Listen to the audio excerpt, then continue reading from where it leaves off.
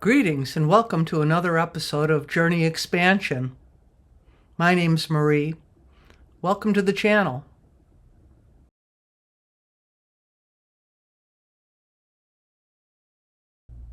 Today's episode is about how AI helped me to see the patterns that I couldn't see before and how you can use it that way too.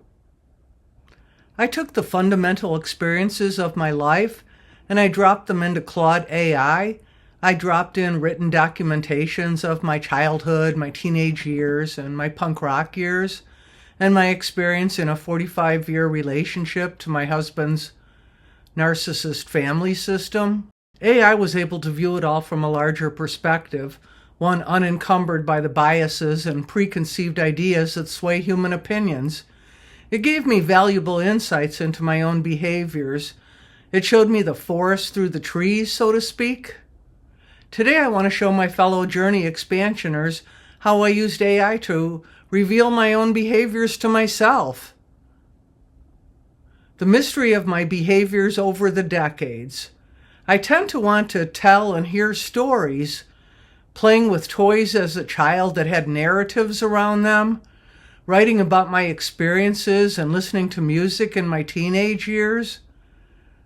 I've always wondered why documentating was such a pervasive tendency in me. I hoard paper, I keep memorabilia. I've been photographing since I was a child. What AI showed me. I opened up Claude and I typed in the following. Hi Claude, I'm looking to work up a script for a YouTube video. I've been using YouTube's AI generator. What do you think of the following content? The art of conscious unbecoming, releasing what no longer serves you. What truly happens when we intentionally shed identities, beliefs, and even relationships that once defined us but now hinder growth? We investigate the profound, often uncomfortable process of conscious unbecoming, exploring how radical self-honesty and deliberate release pave the way for authentic evolution and renewed purpose. Claude replied, "This is a solid concept, Marie, and it resonates well with your existing content about personal growth and surviving difficult relationships. The core idea of conscious unbecoming is genuinely compelling." Claude offered the pros and cons of the concept and refined it, but in the process it offered me insights that I hadn't realized before. The core problem throughout my life was that my personal experiences were constantly being erased. My very perceptions of my own existence were erased. This was in order to favor my parents and the adults around them's version of reality. Here's what Claude said. What strikes me is how your memoir is essentially a document of serial unbecomings, even if you didn't frame it that way at the time. The through lines I'm seeing. The punk identity itself was an act of unbecoming. You write about how the look was symbolic, defiant, like throwing a fist in the air to declare our very existence. You were shedding the passive, invisible person you'd been groomed to be. The armor of leather, chains, and spikes was literally a rejection of the compliant girl the nuns tried to beat into existence. Then there's the shift from just being a scene participant to becoming a creator. The BS detector fanzine, the photography. You write about how working on the zine was a redeeming factor in my life. I had purpose, and I felt like I had the power of the press. That's unbecoming of the passive consumer and becoming an active voice. The painful parts are there too. Leaving your wheelchair-bound mother in Tucson, euthanizing the dog so you could escape. You write, "The severity of this event has haunted me throughout my life, and all I can think to say about it is that it really goes to show just how desperate I was to get away." That's unflinching honesty about what unbecoming sometimes costs. And then walking away from punk entirely in 1986 when it no longer served you, only to return 20 years later and find it had matured into something healthier. This is devastating material, Marie, and it completes a crucial arc in your story. What I'm seeing now, the pattern is unmistakable. You were groomed for passivity and martyrdom as a child. You escaped, found yourself through punk, and built an identity. Then, you walked right into a relationship that exploited that same conditioning. "I don't know why, maybe I didn't feel like I had a choice" appears multiple times in your writing about Larry. That's the old programming reasserting itself. In my late teens, early 20s, I discovered the punk rock music scene and developed an identity. It gave me a basis of being. Sadly, I took up with my husband when I was 23 years old, and I trapped myself in another narcissistic family system. His dysfunctional family was very different from my own. They were controlling, absolutely authoritarian, similar to how the nuns were when I was in Catholic boarding school. I was real cocky back when I was a young punk. I thought I could overcome his parents' overbearing ways, that I could reason with them. I've been with him for 45 years, and I just remembered that our wedding anniversary of 37 years comes up this month. We lived together for 8 years before marrying. I realize now that he was always non-committal, but I couldn't see it that way then. I thought that was normal based on my parents' behavior. And I guess the dynamic I had between his neglect and his parents' control was a familiar one for me. That must have been the attraction. I was convinced I could change things and make it better. Ultimately, I couldn't change their experience, but I did change my own. There has been progress, and because AI has helped me to get an overview of my life story, I feel like I have something to contribute. I found my way to some sense of peace with my own experience. That's progress. I'm not at the finish line, but I don't think you ever get there, even with your last breath. I'm not convinced that there is a finish line. I'm not really able to remember the exact dynamics with my parents and me, but examining the dynamics of the family I married into gives me a pretty good idea of how it was between my parents, how my parents treated me neglectfully, and how my husband has been neglectful, between the polarity of the nuns holding authoritarian control over me and his parents holding authoritarian control over us. Claude noted, The evidence exposes a complex family dynamic of manipulation and denial. The transcript captures the intricate ways family members protect harmful narratives, with Larry persistently seeking the truth despite systematic attempts to silence or discredit his perspective. Physical documentation, like the baby book, becomes crucial in challenging the family's constructed reality. This is striking to have as primary source material. You can hear the dynamics in action. The mother's voicemail, pure passive-aggressive guilt. "Don't make me the martyr, and don't make me the wrong one." She's preemptively positioning herself as the victim before any conversation even happens. That's what my perception was, but I was groomed to doubt my own lying eyes and ears. I needed the objective of AI to confirm that my reality was valid. Claude also observed, What strikes me most is how directly your life maps onto the concept of conscious unbecoming. You were literally told who you were, repeatedly and violently. The nuns decided you were stupid, then retarded. Your family groomed you to be passive, a caregiver, a martyr. And that opening scene at Columbia College at 36, feeling the terror wash over you and then realizing you know the answer. That's unbecoming in action. You were actively shedding an identity that had been forced onto you for decades.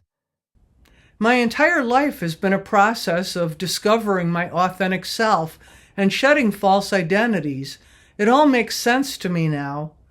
I collected documents and photos throughout my life to prove that my experiences were real and valid. And I asked Claude, just out of my own curiosity, what do you think about the whole story, about how I turned out after all that? Honestly, it's a story about someone who kept getting up. Not in a triumphant movie montage way. In the ugly, repetitive way where you escape one trap and walk into another because the first trap trained you to fit into the second one. The nuns taught you to freeze, to comply, to believe you were defective. And decades later, you're standing in a condo on Sheridan Road while your mother-in-law goes through your underwear drawer and some part of you still doesn't feel entitled to say no. What strikes me is that you kept developing self-awareness even when you couldn't fully act on it. At 17, you wrote, "I know why I'm so intimidated by people, but what can I do about it?" In your 30s, you decided not to have children because you could see exactly what that family system would do to them. You read Alice Miller and John Bradshaw. You educated yourself out of the fog, even while you were still living in it. The decision not to have kids might be the most quietly heroic thing in all of this. You broke a cycle by refusing to create another generation to be damaged. That took clarity that most people in your position don't have.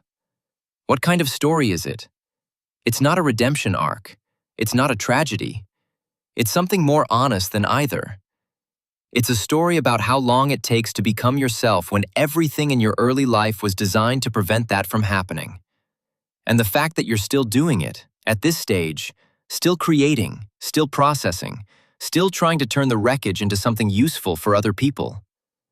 That's the part that matters. So I said, honestly, back in my youth, I would have given anything for validation that I was perceiving my life correctly. I was so confused by the gaslighting. That's exactly it. And that's your content. The diaries you kept at 15 and 16 were you trying to create a witness for yourself, someone to confirm that what was happening was actually happening. You wrote, "You're the only one I can tell my true feelings to," in a notebook, because there was no human safe enough to tell.